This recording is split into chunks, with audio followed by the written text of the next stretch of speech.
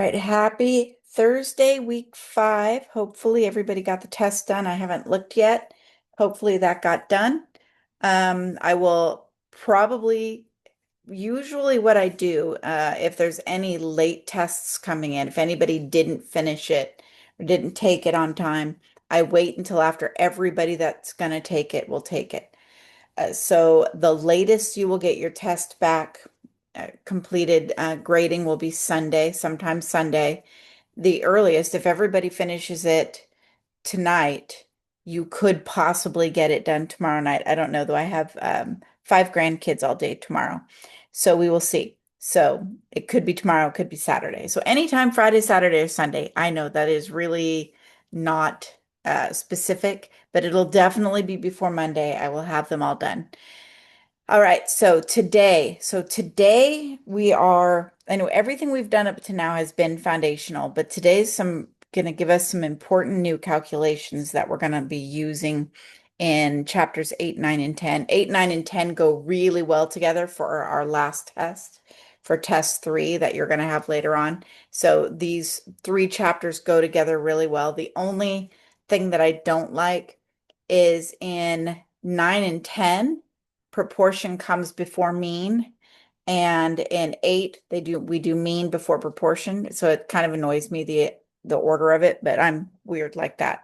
So here's what we're going to do. We're going to talk about distributions of sample means, and we're going to see what a normal population looks like, and we'll spend just a minute talking about a non-normal population, because as you may recall, we want our population to be normal.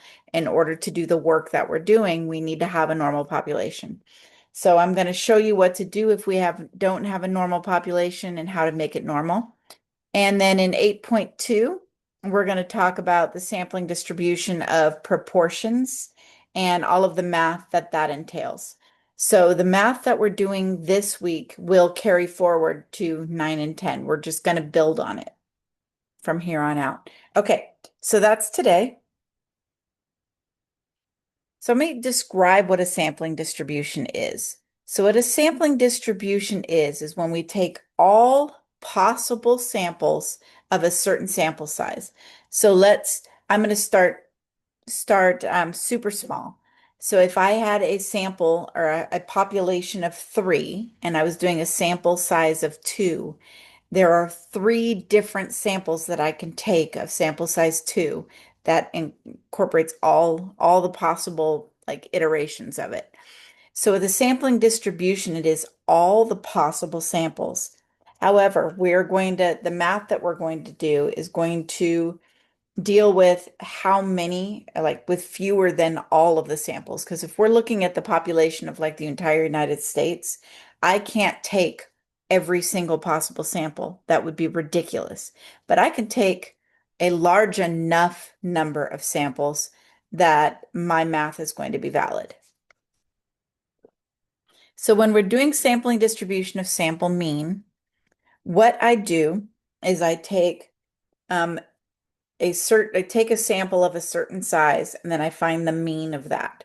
Then I take another sample of that size and I find the mean of that. And I take another sample of that size and find the mean of that. Those means are going to be the data values that I work with. And I know this is kind of confusing, but you'll see. I'll build it up. But I will take those means and those will be my data values. Then I will find the mean of all of those means and the standard deviation of all of those means. This is a really great way to make more accurate predictions. All right, I will try to give you some good examples that'll help you to understand it. So here's our first example. So the government wants to determine the average income of all US households. They can't survey every single household. They just can't. I mean, they could try, and I mean, we have census data and all of that gets us close. So in 2013, there was a survey of 250,000 randomly selected households. The average annual household of those 250,000 was 72,641. They took another sample of 250,000, and the average of those was 71,849. Then they took another one, and got 72,978. So these are all of the different averages. So every one of our means is going to vary a little bit. They're going to each be a little bit different. But if I take a bunch of these samples and find the means of all of those, then I find the average. So if I take this, like let's say that I had several of them, I take the average of all of the means, it is going to be very, very close to the real average, to the real mean, the real population mean. And that's why we do it this way, is so that we can get as close as possible to our population mean. Because that's what we're doing today. We're going to be estimating population mean and estimating our population standard deviation. That's our estimating the mean. We're not really estimating the standard deviation. We're going to use that standard deviation to do some math. So this is called a sampling distribution of sample means. So here's how we do it. So the first thing you do is you obtain a simple random sample, and then you find the mean. Then, assuming that this is a finite population, you're going to take another sample and find the mean. And you're going to do this until all of those samples have been obtained. If it is not a finite population, so if it's the population of the whole world, we wouldn't really consider that a finite population because it is practically impossible to get all of the samples. Same thing if I was talking about all of the pennies in existence and I was taking samples of them, I'm not going to be able to get every single sample that exists. It just is not realistic. So a finite population is like if I have a population of 500, I could get every sample of size 10. But if I have a population of size 5 million and I was doing a sample size of 10, I'm not going to get every single sample of size 10. That makes sense. Once you take one sample, you can't take that exact same sample again. Now, if I was taking a sample of size 4, I'm going to use 4 because it's an easy number to deal with. I could have 3 of the same things in it, but the fourth one would have to be different so that it's a different sample. I couldn't have sample of size 4 and then have all 4 of those again and have it be considered a different sample, if that makes sense. All right, so let's move on. Okay, so the weight of pennies minted after 1982 are approximately normally distributed. They have a mean of 2.46 grams, standard deviation of 0.02. So we're going to approximate the sampling distribution of our sample mean. We're going to take 200 simple random samples of size 5. So once again, the pennies, all the pennies in existence after 1982 is not considered a finite population because it'd be really difficult to get all of the possible samples of 5. So we're not considering it finite. So we just take 200, which is a decently large number of samples of size 5. Then what I did with each of those samples of size 5, I took the mean of those samples. So I got 5 pennies, found the mean. Got 5 more pennies, found the mean. We did this 200 times. So the data on the next slide is going to be all of the means of those samples. So here's 5 of them. So this would be the 5 pennies I choose. This is one sample. Those are the 5 pennies I chose. I weighed them, and then I found the average weight just for those pennies. This is how I did that. So that's the mean of that particular sample. Don't worry, you don't have to put this in your calculator. Here's all the means of all 200 samples of size 5. So this is now the data that I'm going to be working with. So I take all of these means of the samples size 5, and I'm going to find the mean and the standard deviation of them. And we're going to kind of compare that mean to the population mean, and we're going to take a look at it and see if it looks normally distributed and all of that stuff. Okay, so my standard deviation of those samples is this right here.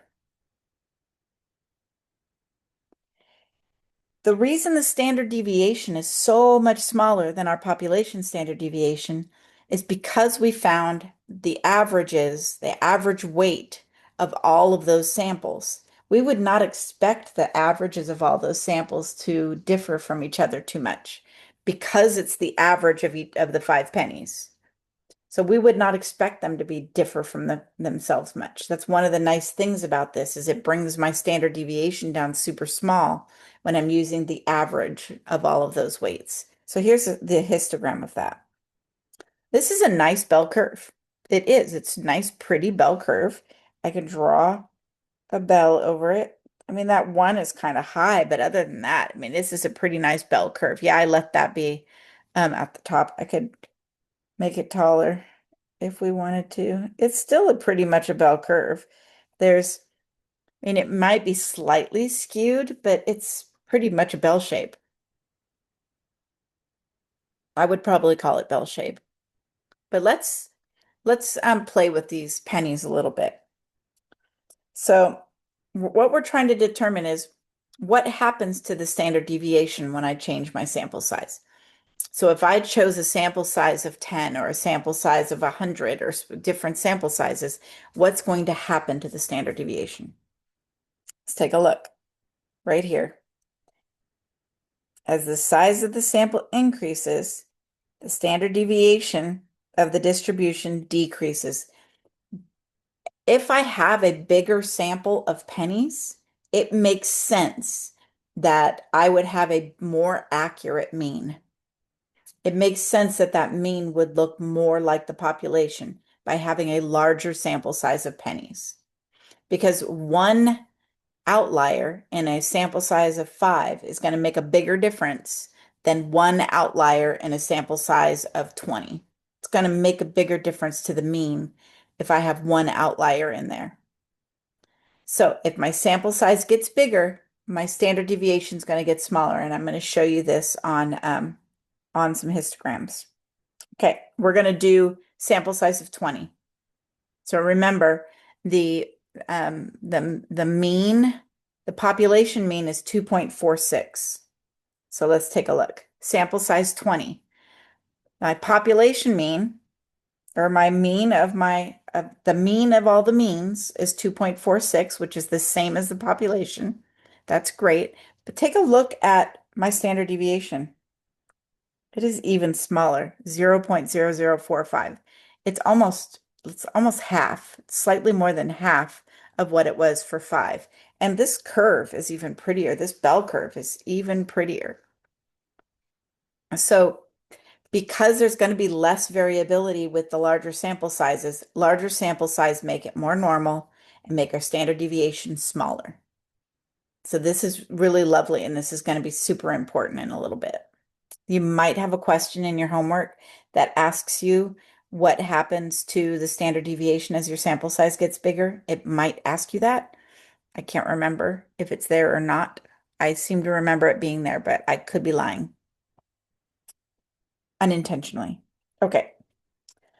So a way that we can hand calculate that standard deviation of all of those means, so this number right here, the way that we can hand calculate it is with this formula right here. Now, they will call this standard error, which it shows right here. My open math goes back and forth between asking for standard error and asking for the standard deviation of the sampling distribution of mean. So it goes back and forth. I tend to call it the new standard deviation because it kind of reminds you that this is the new one, and we are going to be using this throughout the rest of the term. So you take the population standard deviation and you divide it by the square root of the sample size. And this is the symbol for it is sigma sub x bar. So we use a subscript. So you just take the standard deviation, the population standard deviation, and divide it by the square root of the sample size. And this will calculate that the sampling or standard error or new standard deviation. I'm going to write that down here.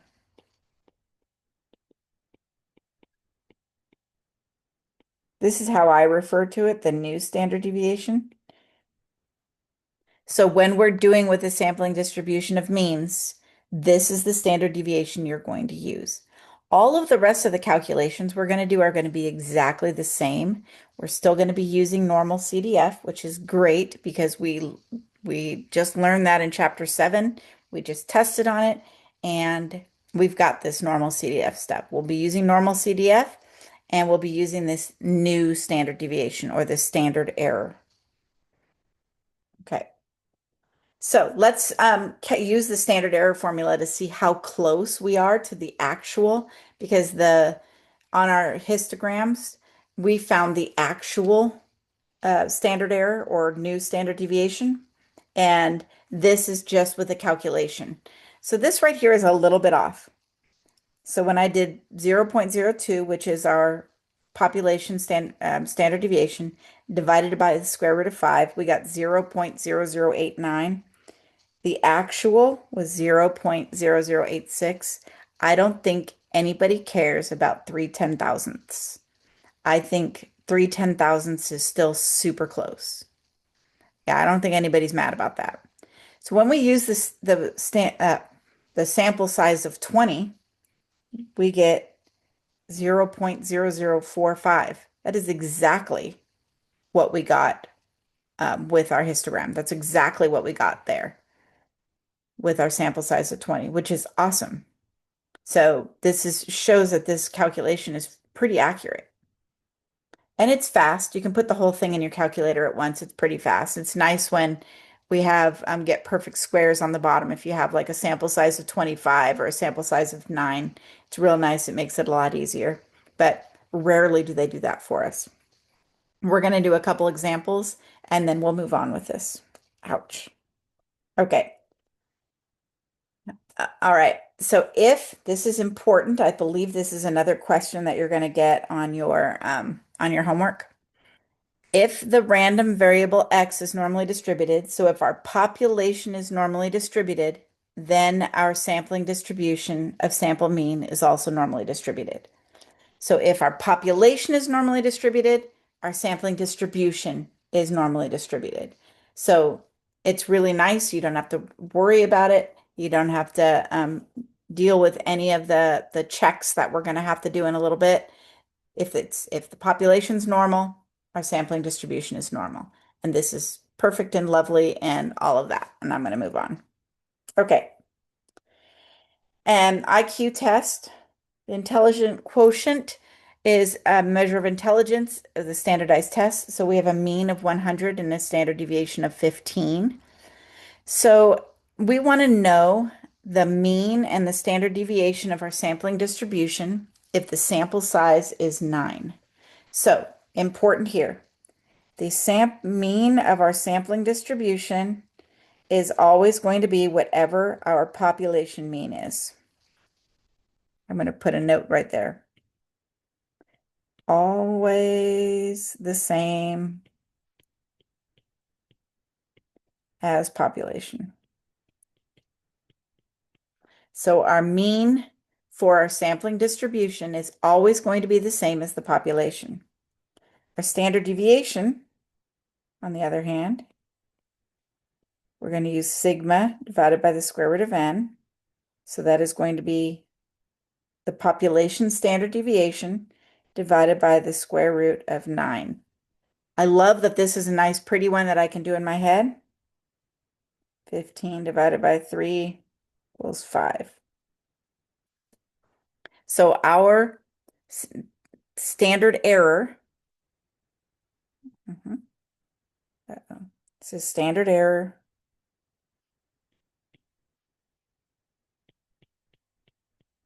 Our standard error is 5.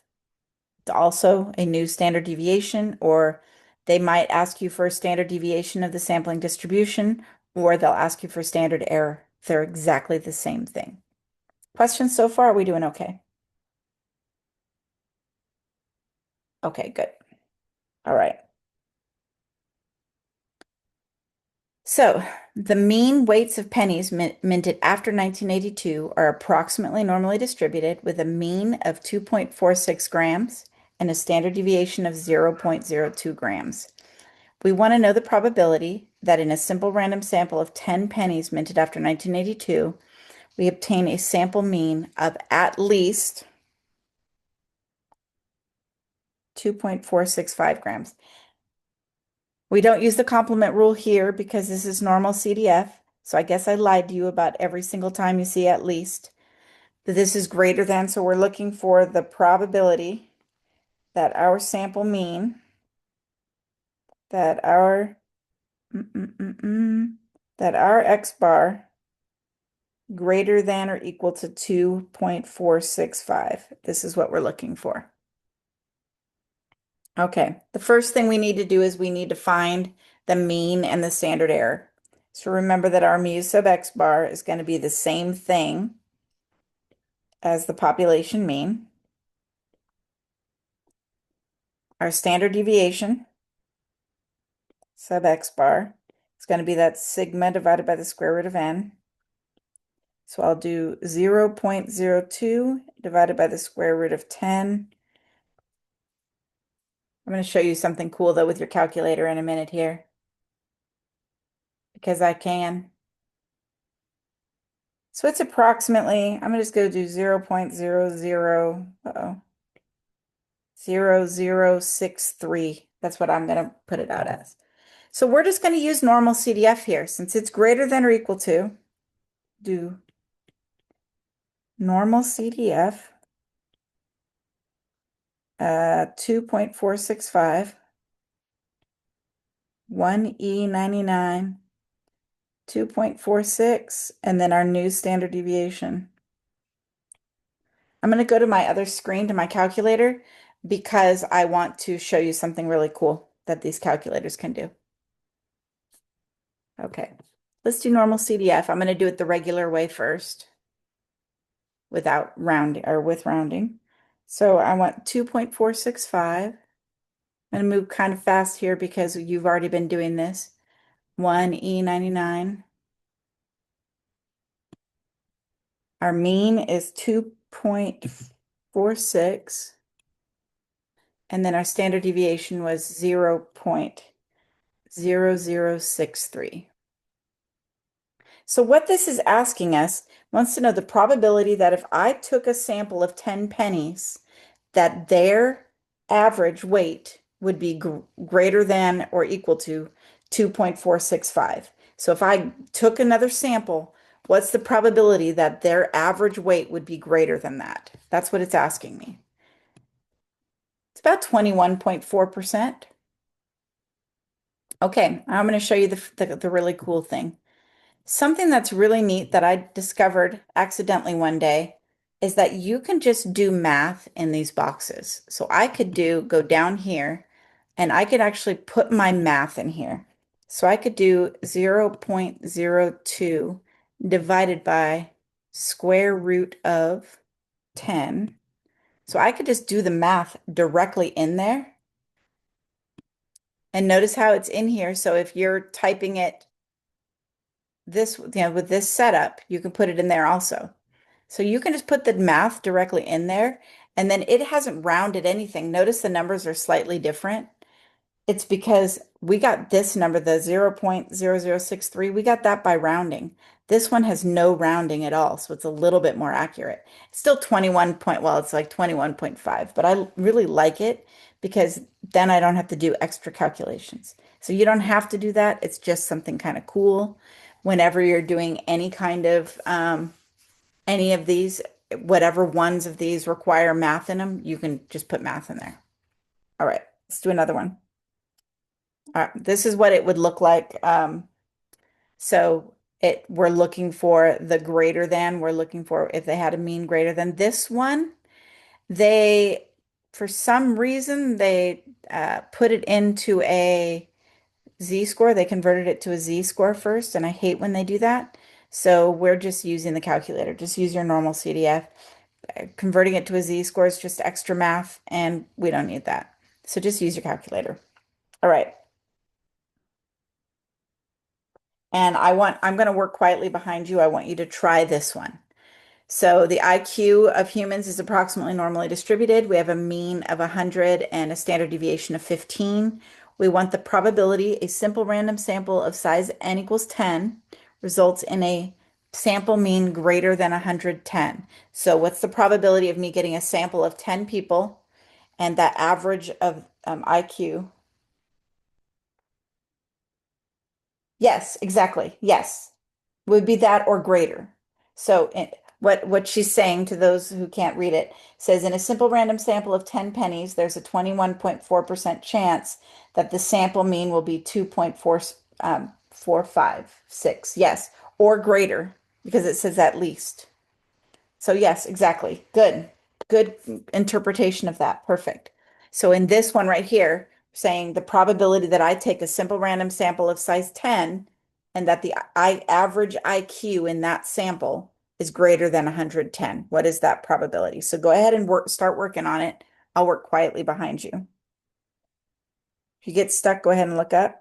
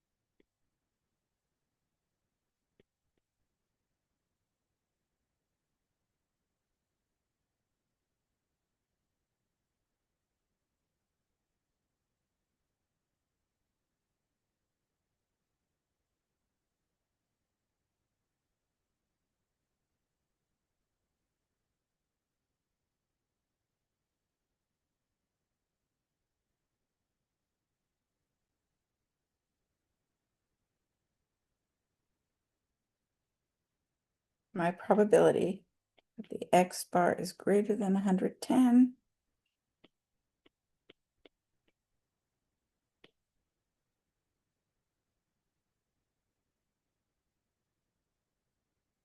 Did you do the math in it? Let me see. If I put the math in the calculator, I'm sure it'd be slightly different.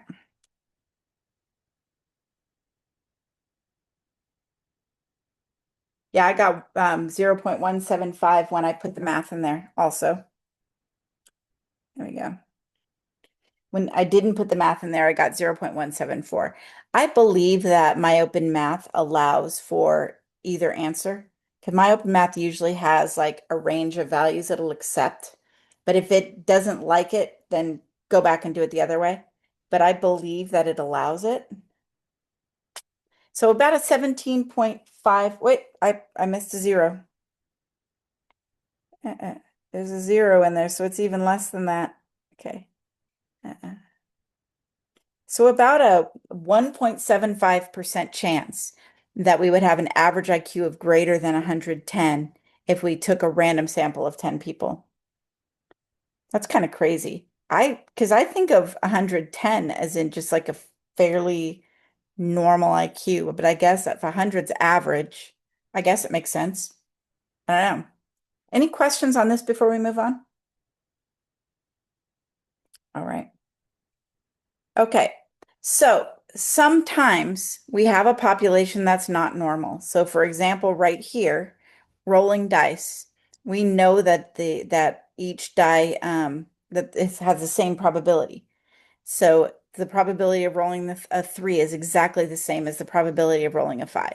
Here I do have my mean and my standard deviation, but it's not normal. And the things that we do require a normal distribution. So here is our rule right here. Um, if we, oh, let me just show you. So I roll a dice four times. I took a bunch of samples of size 4, and then I took the average of each outcome. And then I'm 200 times. Then I'm going to do size 10, and then I'm going to do size 30. Let's look what happens. Size 4 right here. And it's a little bit skewed. It's not super pretty. It's not super bell shaped. We're a little bit skewed to the right. Size 4. So here's size 10. This is looking better. This is looking better. Look what happens when I get size 30. It's like a perfect bell. It's a perfect bell shape. And it's really kind of lovely. Nice, pretty bell shape. So here's what it comes from. the central limit theorem, which I'm not going to ask you to remember the central limit theorem, but it's not a bad idea to get it into your head. The central limit theorem tells us that even if our distribution, our population is not normal, if our sample size is larger, typically greater than 30, it will make our sampling distribution normal. So our sampling distribution is normal if the sample size is greater than 30. So I'm going to just write this in layman's terms. If the population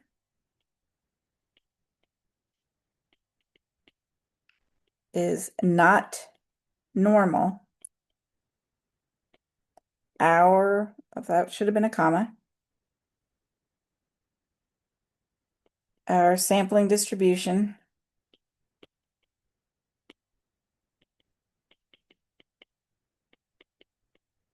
of X bar will be normal if n is greater than or equal to 30. So if our sample size is greater than or equal to 30, then it doesn't matter if our population is normal. So we use this if they just don't tell us. So if they just don't tell us if the population is normally distributed, or if they tell us it's not normal. Now, in your homework, whether or not it's stated that it's normal, you're just going to use this math. It just is what it is. If I ask you, let's say so it asks you sometimes to describe the distribution. Part of your description of the distribution is saying whether or not it's normal. And you can say it is normal because my sample size is greater than or equal to 30. I'm going to give you some criteria to look at. I think most of that comes up in chapter 9, though. So if I'm describing my distribution, give them the mean, give them the standard deviation, and whether or not it's normal. Because I believe there's some type in boxes that ask you to describe your distribution. So when you describe your distribution, that's so hard to say. Give the mean, give the standard error, and state whether or not the population is normal. Those three things. And I don't believe it's manually graded. I think that My Open Math just looks for those items. I do go back in and look at it to see if My Open Math graded them correctly, but they usually do a pretty good job because they look for specific words. All right, questions before I move on? All righty. All right, so we're going to use our central limit theorem here, and we're going to talk about this. Okay, so the mean we don't know if we are normally distributed or not for the times of our oil changes. It does not state whether it is normally distributed. But the mean time for an oil change at the 10-minute oil joint is 11.4 minutes with a standard deviation of 3.2. If a random sample of n equals 35 oil changes is selected, we want to describe the sampling distribution. So here's what you're going to put in the box when you type it in. The mean. So you can type in sample mean. I'm going to type in X bar, but I'm going to, in parentheses, sample mean. It should be mu sub X bar equals 11.4 minutes. Because remember, it is the same as the population. My standard deviation, so you can just type in standard error or standard deviation. I'm going to type in standard error.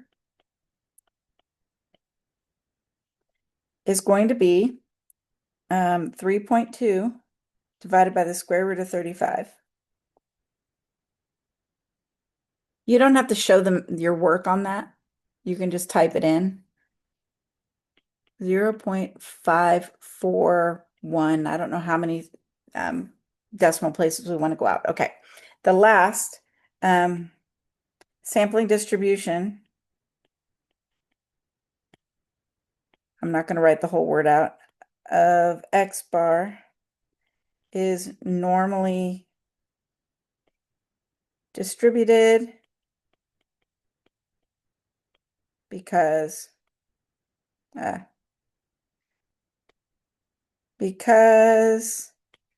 n is greater than 30. So if you're describing the distribution, this is what I want in there. Those three things. Okay. So if random sample of n equals 35 oil changes is selected, we want the probability that the mean oil change time is less than 11 minutes. So here's what we're looking for. Normal CDF, we're looking for the probability that X bar less than 11. So be normal CDF.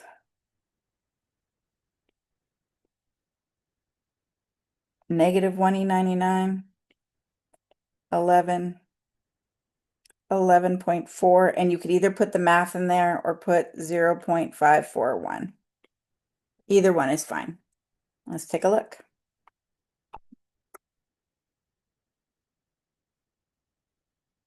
I love the normal CDF. It's my favorite.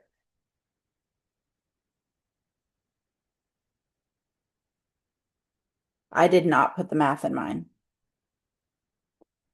I got approximately 0.2298. So about 23% chance. So there's about a 23% chance that we would take a sample of 35 oil changes and get an average time of less than 11 minutes. I think that's the end of, yep, that's the end of 8.1. Any 8.1 questions? You got the same answer? Woohoo! Good. All right. Any 8.1 questions, or can we move on to 8.2? You have a question? Okay.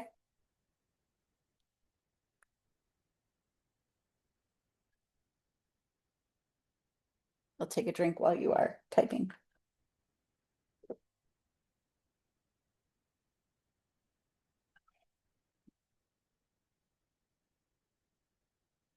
If it's smaller than or equal to 11, so the equal doesn't matter. It's going to be the same whether it's less than or equal to or whether it's less than. Is that your question? Is that what you mean by that? Yeah, it doesn't, the equal doesn't matter. Whether it says less than or equal to or less than, we just do it exactly the same way. I asked my stats teacher exactly that same question when I took stats. It's kind of funny. But yeah, it doesn't matter if it says less than or equal to, just use the 11 and the negative infinity. Right. Anything else? Yeah, in binomial CDF, yes, it does matter. Binomial CDF, the less than or equal to does matter. You're welcome. Okay. So now we're on 8.2. So I don't want you to put the definition of a probability distribution into your pocket, but I want you to put all the mean stuff in your pocket because we're going to be dealing with proportions now. One of the things I love about this is so far, when we're saying a certain percent of people have a certain characteristic, so before now, we just had to use the binomial probabilities, and it really limited what we were able to do. But with our sampling distributions, we're able to take those proportions and put them into terms that we kind of understand, that we can use our normal CDF. And I think that we would all agree that normal CDF is easier than the binomial stuff. So it's really nice when we can bring it all to kind of the same terms. So with our sample proportions, so we take a random sample of obtained from the population, so any kind of sample, and we've done this math before. When we did relative frequency, we did the same math. When we did our experimental probability, we used the same math, but now we're going to have a new symbol. This right here is, oops, sorry. This right here is a p hat. So it's a p with a little hat on it. Anytime something is an estimate, we put a hat on it. This is what we do in stats. And we do this actually, some of us, the professional mathematicians, people who live to confuse everybody else, put hats on everything that is an estimation. So when you put a hat on it, that's indicating that it's an estimate. So if you take a sample and you're looking for the number of successes or how many individuals have a certain characteristic, that the number of the individuals with the certain characteristic or the number of successes goes on top, and the total size of your sample goes on the bottom. And this is a p hat. This is a sample proportion. It's also called a point estimate. So when you're asked for point estimate, this is what you're doing. It's going to be p hat. We'll do some examples and it'll make more sense. P hat is a sample proportion. It is a statistic. It estimates the population proportion. It estimates the parameter. We take a statistic to estimate a parameter. Remember, parameter refers to the whole population. Statistics are samples. So our population proportion is just a p, while our sample proportion is a p hat. When we are doing binomial distributions, we used p because we knew the population proportion. But now we're dealing with samples. All right. A Quinnipiac poll took registered voters in 2008 and asked if they approved the way George W. Bush was handling the economy. 349 out of 1745 said that they did. We're going to get a point estimate of registered voters who approved of George W. Bush at that time, of his economy. So our p hat is going to be 349 over 1745. So you can either leave it like this and you could simplify it. I don't recommend that. We generally turn our p hat into a decimal. So I'm going to do that 349 by 1745, and I get 0.2. So about 20% of that sample approved of the way George W. Bush was handling the economy. That's your p hat. That's it. You just take the number of successes over your total sample size. Okay. So I would like you to try this one. So the opinion dynamics, they did a survey of 1,000 adults and asked them if they're on a form of low carb diet. Of those surveyed, 150 said they were on the low carb diet. So go ahead and find your p hat. I will quietly work behind you.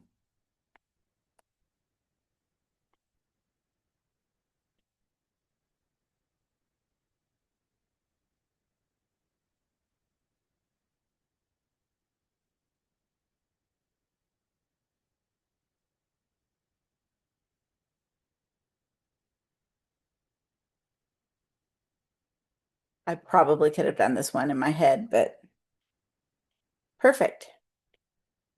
So of those surveyed, about 15% of them were on a low carb diet. Okay, so we've got p hat down. Let's start using this to start doing stuff. Okay, so they don't talk about is our population normally distributed when we're dealing with proportions. We don't. So we're going to have a different way that we have to determine whether our sampling distribution is normal. We already touched on it a while back, but we're going to grab onto it even more I think in this unit, definitely in 9 and 10. Okay, so we're going to take a look at the histograms with sample size of 10, 50, and 100. So this is 42% of registered voters in 2008 believed that gay and lesbian couples should be allowed to marry. So here's sample size 10. This is clearly not normal. This is skewed. And our mean is 0.426. So our population was 42%, okay? Standard deviation of these sample proportions was 0.160. So what they did is they took 300 samples of size 10, and in each of those samples, they asked those 10 people, do you believe that gay and lesbian couples should marry? So out of each of those, they got the proportion or the p hat from each of those samples. And they found the average of all of those samples, the average proportion of all those samples, and then the standard deviation of those averages. Okay, so here's sample size 10, sample size 50. This is looking better. Our mean is 0.426. Our standard deviation is getting smaller. Take a look here with 100. This is pretty much normal. I mean, there might be very slight skew, but hardly anything. My mean is exactly the same as the population mean. The standard deviation is pretty small. And so this is what we're looking for. This is what we're looking for. So as you probably figured out already, as the sample size gets larger, our standard deviation is going to become smaller and the mean is going to be really close to that population proportion that we're given. That's what we're going to get out of this. So as the size of the sample increases, the shape becomes more normal. The mean becomes pretty much what the P was, the population proportion is, and the standard deviation gets smaller and smaller. So this is important information. You might get a question on your you might get a question on the homework about it. I can't remember. Okay. I'll give you a second. I'm gonna take a drink of my tea, let you write it down.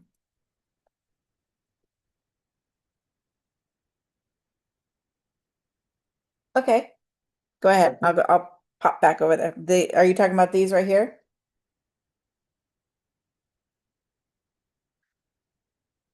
Okay. 42% is it's the population proportion. It is the proportion of people in the population that believe gay and lesbian should marry. So we're not doing population mean here. We have a population proportion. So somehow they found out the entire country, 42% of the country believe that they should be able to marry. So it's the population proportion. But with each sample, we found the proportion in each sample, then we averaged all those proportions. So now we have a mean. Does that make sense? So essentially, let me see here.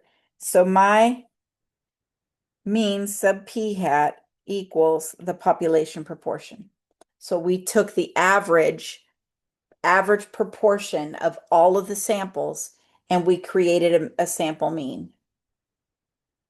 And we took all of those proportions from all of those samples and found a standard deviation. So we're going to have standard deviation sub p hat, and I'm going to give you a formula for that.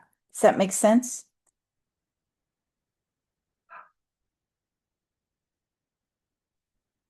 Okay. Hopefully, as I move on, it'll help. Okay. So remember, we had to have a new standard deviation for means. We're going to do the same thing with proportions. But this is the important piece right here. So we can't just say the population is normally distributed because that doesn't make sense with proportions. Instead, we need to use this formula. Our sample distribution is normal if this is true right here. If our sample size times the population proportion times the 1 minus the population proportion is greater than or equal to 10, if that is true, then we can say that our sampling distribution is normal. So we have to check this. Now, I'm not going to make you check it on every one of your homework problems, but I can tell you that on your test, you're going to have to check this on your next test. And when it asks you to describe your sampling distribution in your homework, you will check that. You will say it is normal because NP times 1 minus P is greater than or equal to 10. So our mean of our sampling distribution of P hat is going to be equal to the population proportion. Our standard deviation is going to be this formula right here. We're going to use this formula. So we'll take the population proportion times the complement of the population proportion, divide it by the sample size, and then find the square root. We'll math this out. Don't worry, we got this. Okay.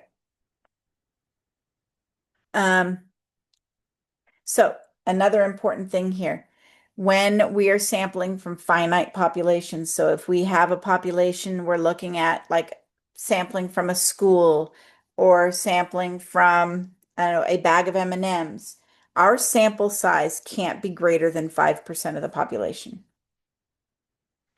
Because what happens if our sample size is greater than 5% of the population, then our samples are no longer independent. So we have this 5% rule that we have to check. So these are the two things that we have to check. The sample size can be no more than 5% of the population, and NP times 1 minus P has to be greater than or equal to 10. So this is the test for independence.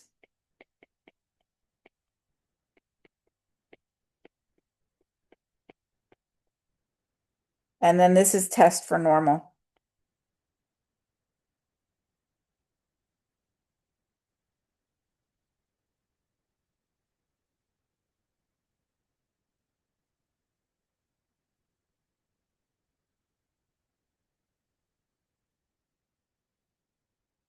All right. Let's do some math. This is going to help us. Okay.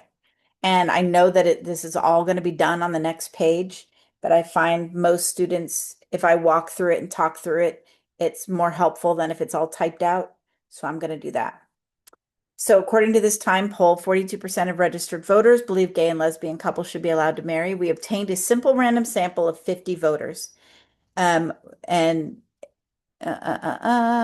and determine which, so we want to describe our sampling distribution.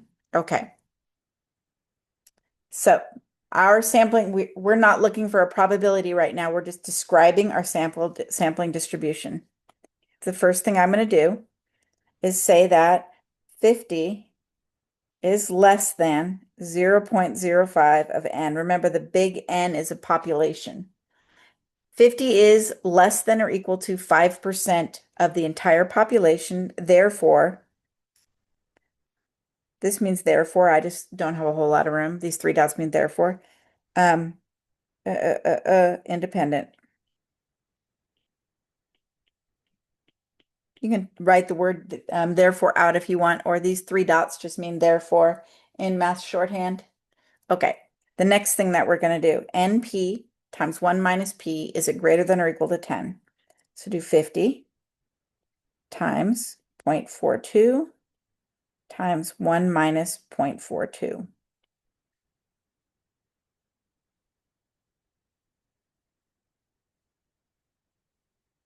That equals 12.8, which is greater than or equal to 10. Therefore, normal. Therefore, it's normal. Our mean, sub p hat, is going to be 0.42 because remember, it's the same as the population proportion. Our standard error, or new standard deviation, will be square root of 0.42 times 1 minus 0.42 divided by 50. If you are really careful with parentheses, you can put the whole thing in your calculator at one time.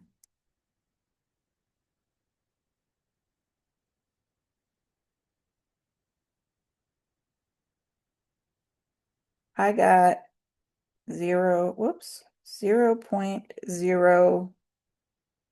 I'm going to do 698 because I don't want to try rounding all of that. I'm going to write the formula small underneath of this again, just because.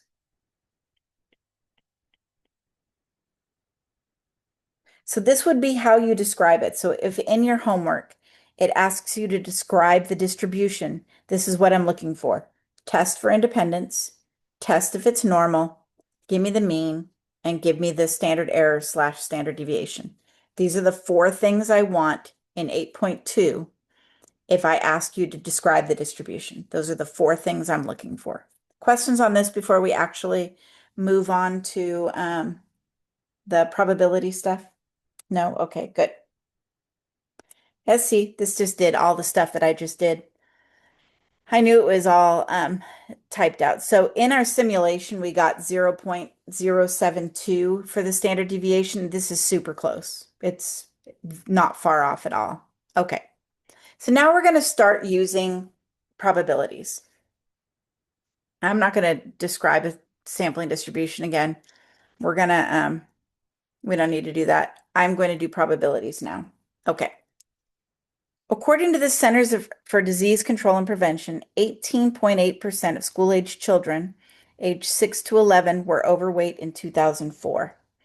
In a random sample of 90 school-aged children aged 6 to 11 years old, what's the probability at least 19% are overweight? I'm going to ignore B for a minute because I'm going to do the math down below. So first thing I want to talk about is 90 less than 5% of the whole population? I'm not going to write it down because I'm short on room. Yes, 90 is less than 5% of the entire population of school-aged children. Good.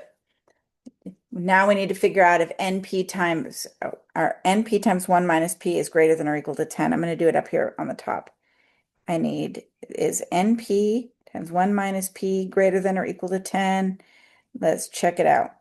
90 times 0.188 times 1 minus 0.188. 90 times 0.188 times 13.74. Good. So we have normal, we have independent. We are good to go with our math now. So the mean is the 0.188 because remember it's the same as the population proportion. My standard deviation sub p hat 0.188, 1 minus 0.188 divided by 90.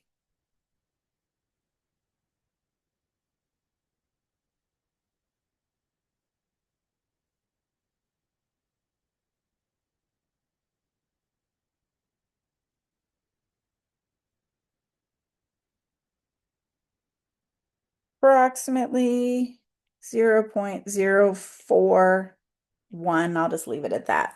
Okay, good. Right, so now we've done all of our pre-work and now we can just use our normal CDF. This is where it's cool. We don't have to do binomial stuff. We just do our normal CDF. At least 19%, so it would be 0.19 to 1E99, comma, 0.188, 0.041. I'm going to flip over to the calculator function so you can see it put in. So again, normal CDF. My lower is 0.19, 1E99,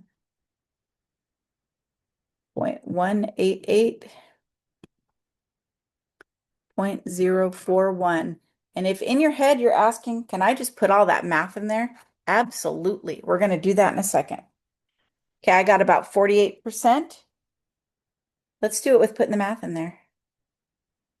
I'm sorry if I'm moving too fast.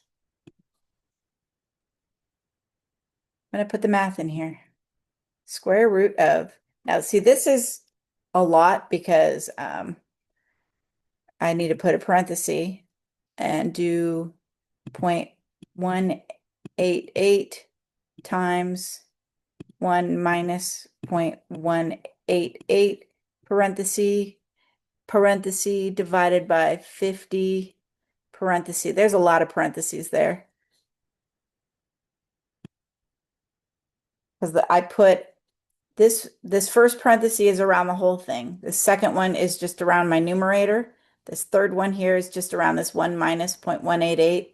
Then I had to close the 2 for my numerator. Then I closed the final one. And it's really super close. It's just slightly different because of the rounding, but still basically 48, 49%. So we could say that if I randomly selected a group of 90 school-aged children and calculated how many of them are overweight, there's a 49% probability that that at least that average or that proportion would be 19% or higher. I said that really horribly. 0.4. 0.49. So I'm going to say probability my p hat is greater than 19%, or you could say 0.19. Let's put 0.19. It's approximately 0. I'm going to just do 49%. Why not? So if I randomly, I'm going to say it again. I randomly selected 90 school-age children. The probability that 19% or more of those kids are overweight is 49%. Okay. Questions before I jump on to part B?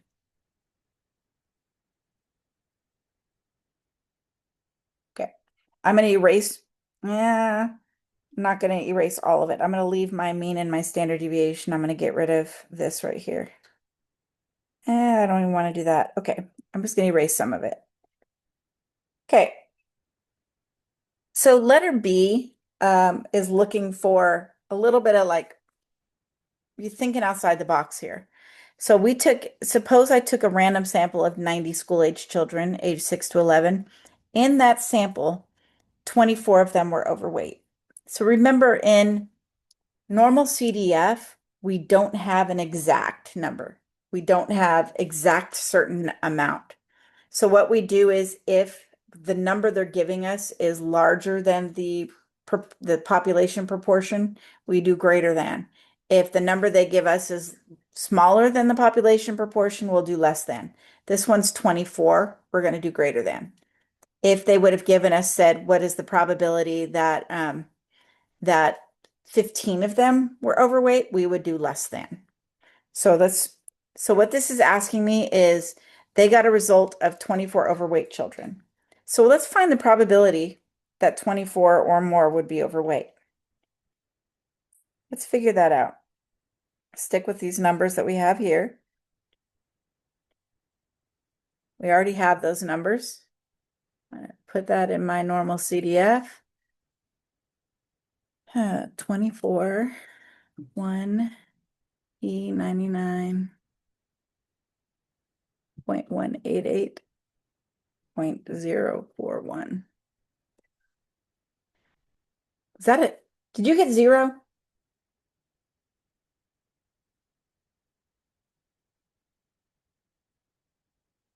think I might not have enough. I think I might not have it going out enough spaces. Let me try this.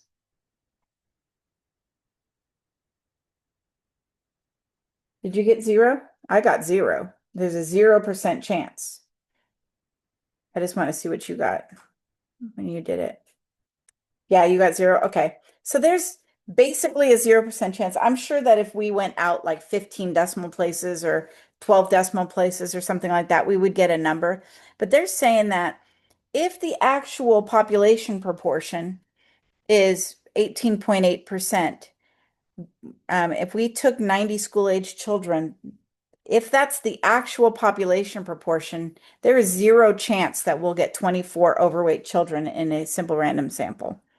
So what might you conclude? So what I might conclude is that maybe the actual percent of children that are overweight is not 18.8%. The actual population proportion must be something greater than that. That's one of my conclusions. Another conclusion would be, in my simple random sample, maybe I got a lot of kids that happen to live in like food deserts or whatever. I probably would take a new sample. I would take a new sample in this case. And this is what statisticians would do. They'd be like, this is weird. Let's take a new sample and see what we get. Because there's basically a 0 probability of getting 24 overweight children if our population proportion is 18.8%. We've got another problem like this. Have questions on this one before we move on? Okay. All right. This is exactly what we just did.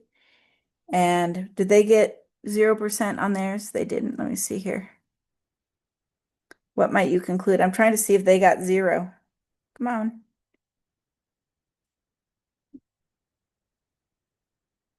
Okay. Go ahead and I want you to try this one on your own. Let's do A first. Just do A on your own first. So according to National Health Statistics, 15% of Americans have hearing trouble. In a random sample of 120 Americans, what's the probability at most, which means less than or equal to, 12% have hearing trouble? You don't have to do the check if it's normal or independent. Go ahead and calculate your mean standard deviation and then do your normal CDF for the letter A. We'll do letter B after. Let's go ahead and work on letter A.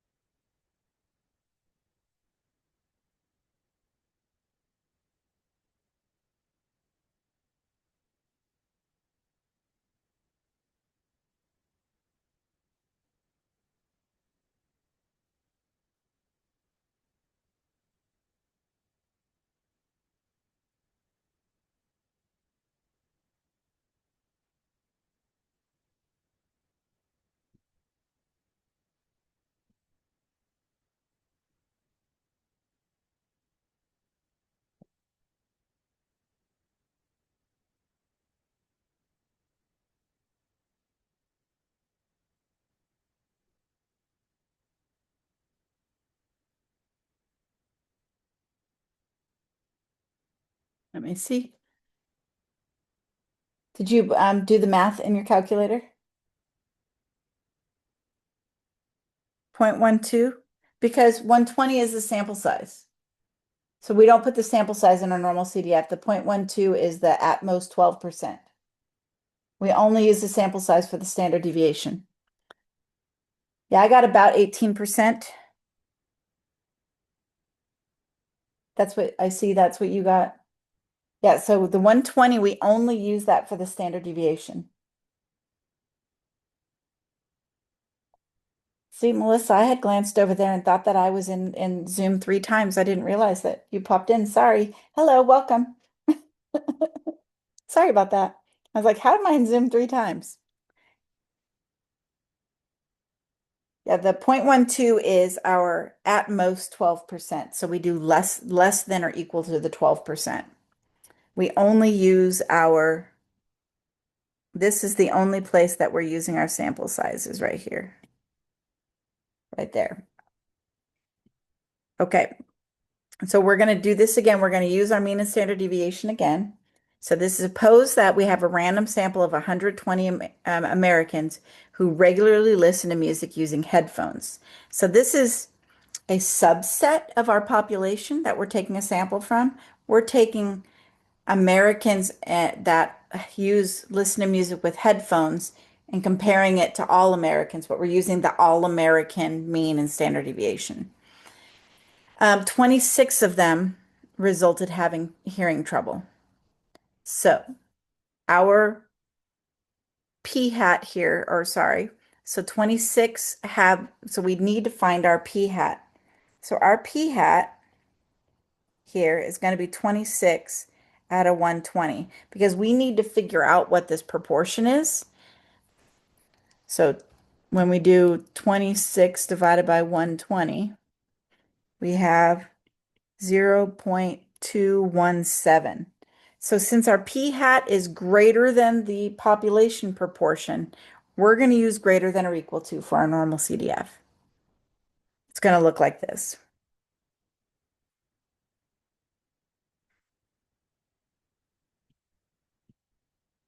0.217 to infinity.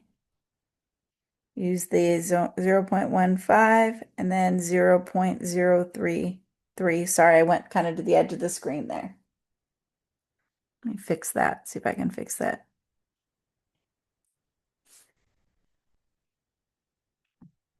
All right.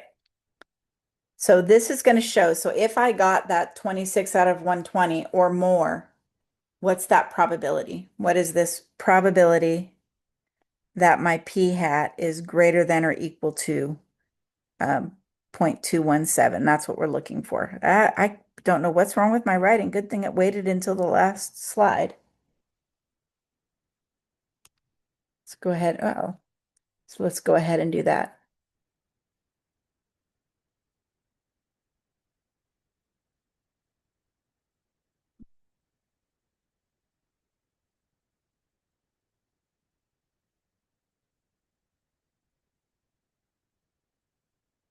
I got approximately 0.021. How'd you guys do? Good. So about a 2%. So remember, anything smaller than 5% is considered unusual. So this is unusual. So what we could conclude in this case is we can conclude that people who listen to music with headphones tend to be more hard of hearing. So maybe the headphones, listening to music with headphones is causing hearing issues. That's what we can conclude.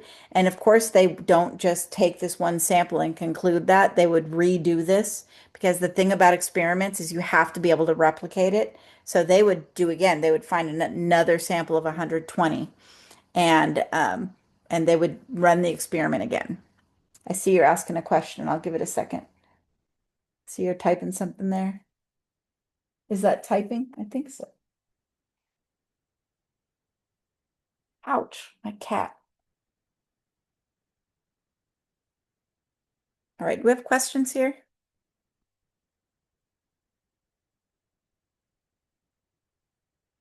Melissa, are you typing or did you just type a dot? Okay, I thought that that might have been you typing. All right. Any questions? This is the last slide. I'm going to show you something in homework that a lot of people ask questions on. This is the last slide here. Do we have any questions on this?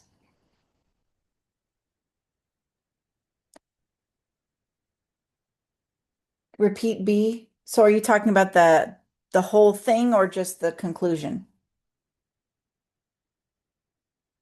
The process. Okay.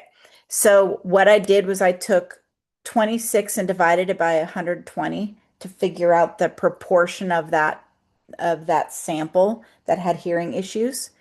I got 0.217.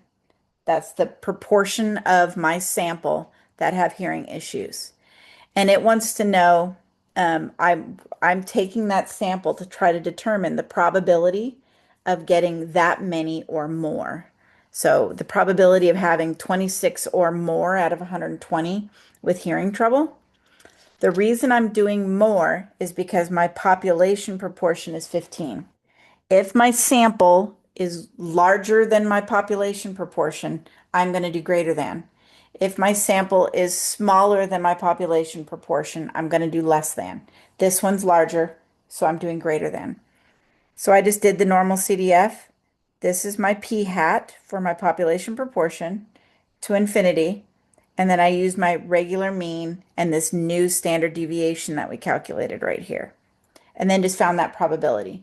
Since the probability that we got is less than 5, we determined it's unusual. And I just stated that we think that headphones probably cause hearing loss. Does that help? Okay, good. So I'm going to go jump into the homework real quick because there's a question in the mean ones that have caused some head scratching. So I'm going to jump in there real quick. All right.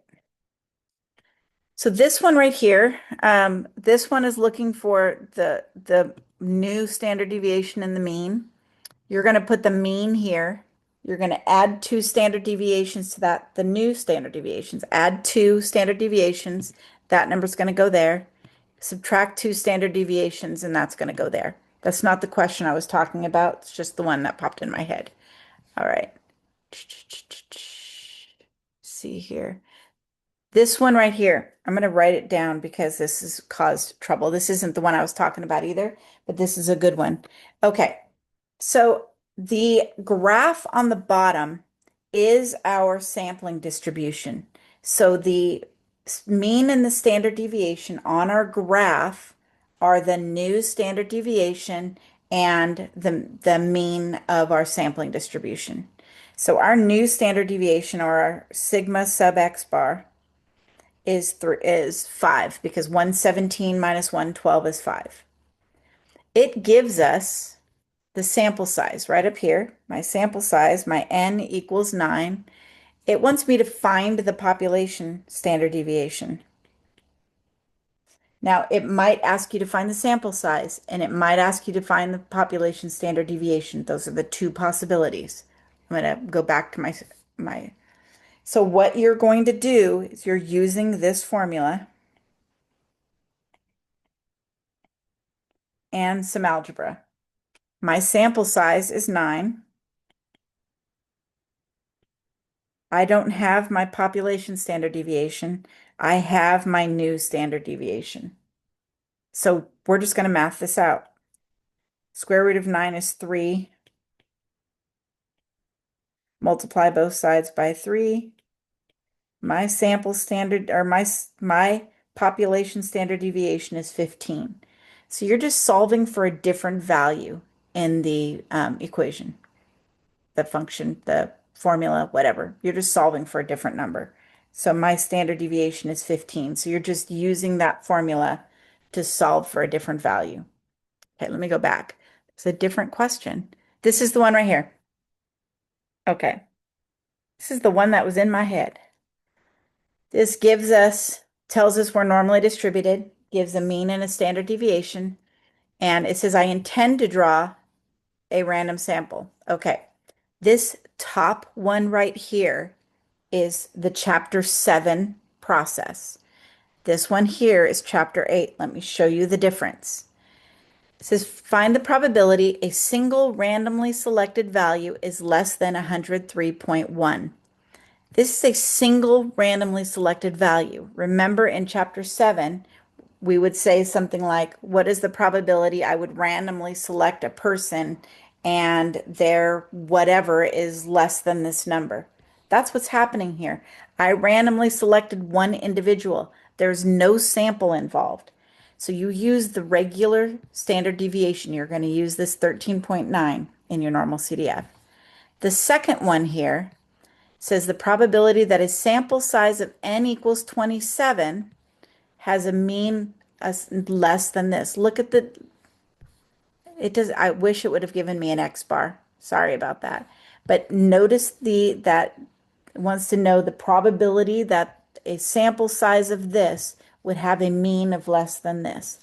This is going to use the new standard deviation. This is going to use that sigma divided by the square root of n. That's the difference there. They randomly selected one of them. They took a sample. So pay attention to that when you're doing your homework. All right. Those are it on the homework problems I'm going over. Any questions for on the recording?